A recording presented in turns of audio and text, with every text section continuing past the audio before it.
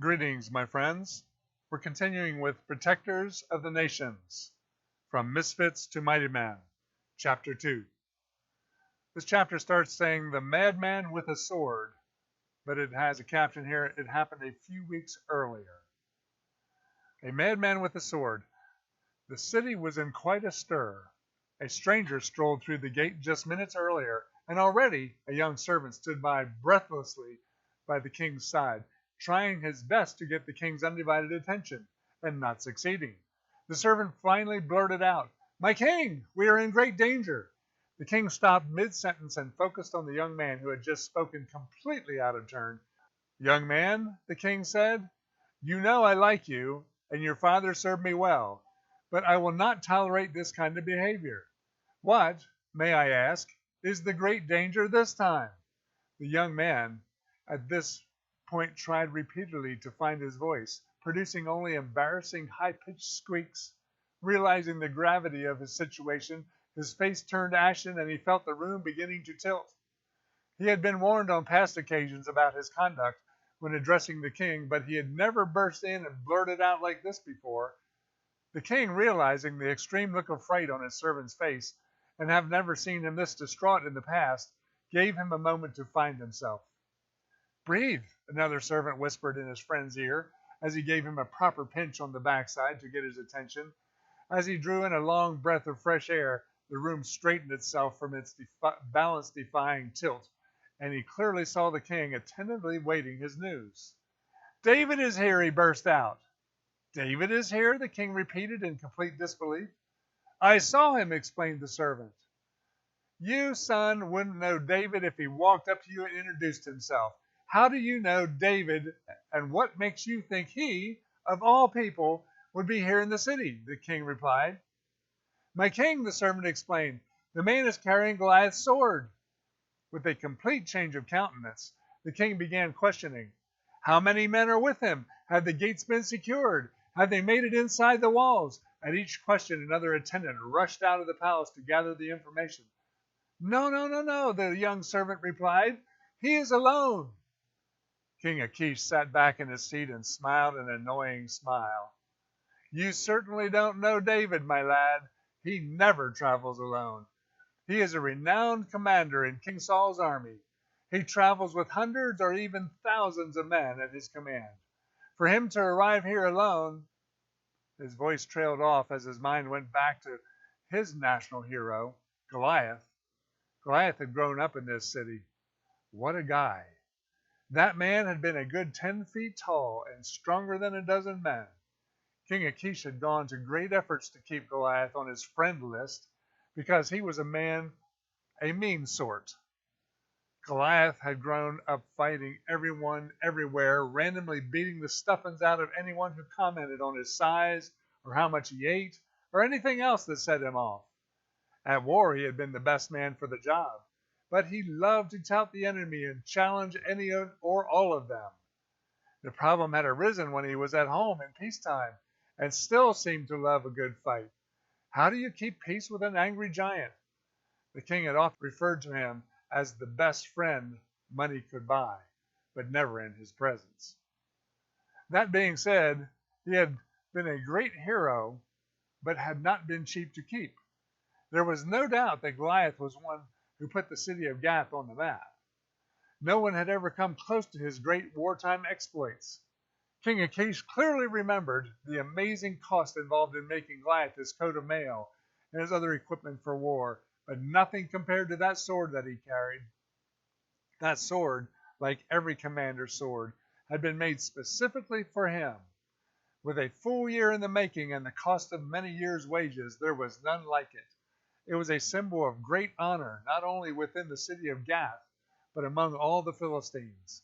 The large red ruby in the pommel, and the intricate design detail on the guard, and the fine engraving on the fuller, no one would mistake that sword for another. "The sword," the king spoke up with a look of bewilderment. "You said this lone visitor of ours carries the sword of Goliath?"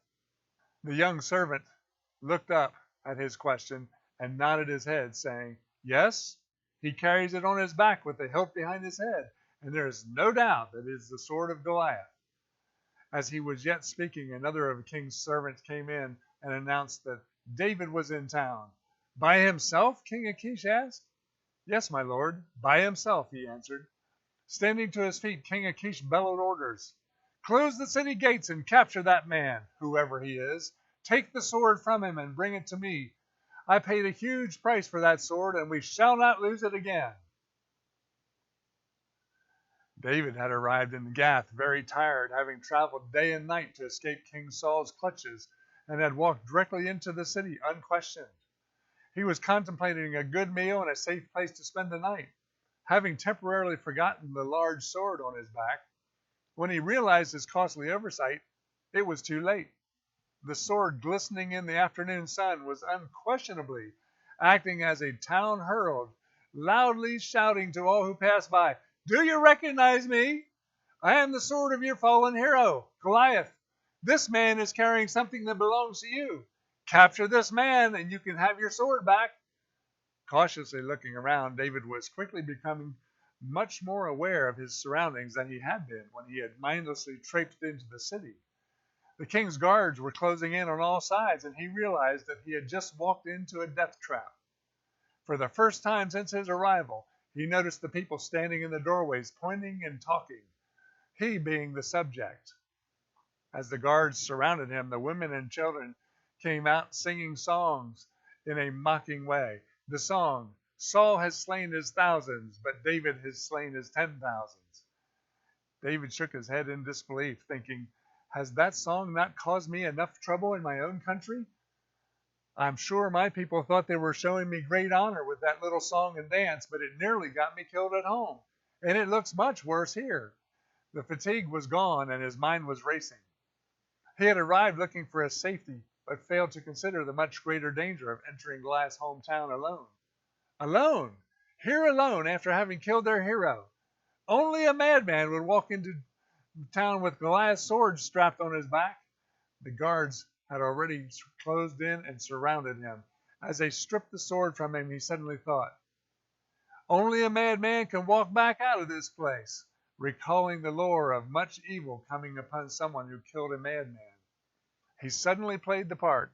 Spit flying, he spun around and growled some unintelligible words. Stopping short, he looked out past one of his captors, but slowly reached for him. The guard jumped back, shouting, There's something wrong with this foreigner. Another guard said, Don't look into his eyes. It'll make you crazy. I believe he's completely mad. The guards were taking him to King Achish as the king had ordered, but along the way, multiple times, David stopped short as if something precious caught his attention. Mumbling undecipherable words with a touch of the Philistine-sounding dialect, he would attempt to pick something off the ground that didn't exist, and get very frustrated when it would escape his grasp. Other times, he would get really serious and stop the entire procession, trying to touch one of his captors' faces but peering off with glazed eyes in a slightly different direction. His actions were making his captors increasingly uneasy, and by the time the entourage arrived at the palace, the whole group looked a little unstable. The king sternly addressed David, but to no avail, as he was finding much interest in insignificant objects around the room.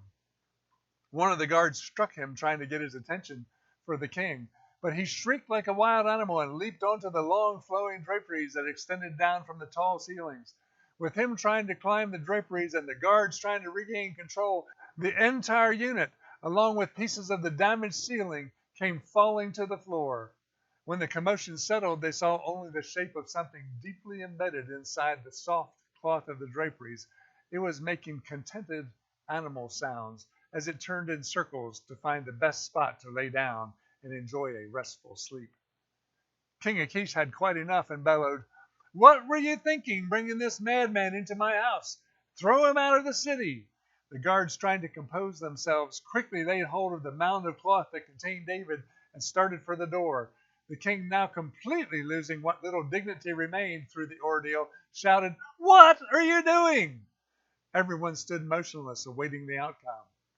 Turning to the captain of the guards, shaking his head in disbelief, he sternly said, The draperies are mine. The madman is yours. In great disgust, he turned to depart, saying, "Somebody better get this room back in order now." They took David to the city gate and ordered it open while David stood there with spittle running down his beard, a wild look in his eye, clawing at the gate with his fingernails. The gate was open for him to pass through, and the commander ordered 3 of his officers to accompany David at least a mile out of town and leave him there, making absolutely sure that he wasn't following them back. "Don't kill him," he said sternly. "I don't need to remind you what the spirits do to one who kills a madman." 1 mile from town, the guards knocked him down and ran as fast as they could back towards the city. David collected himself up out of the dirt, very pleased to be alive after his uncanny visit to Goliath's hometown, and assured himself that there would never again be an occasion so urgent that he couldn't take time to hear the directives of the Lord. Note, making decisions while running in fear will kill the mightiest of men, or worse, cause the death of trusted friends. No amount of fear is a good thing. This concludes chapter 2.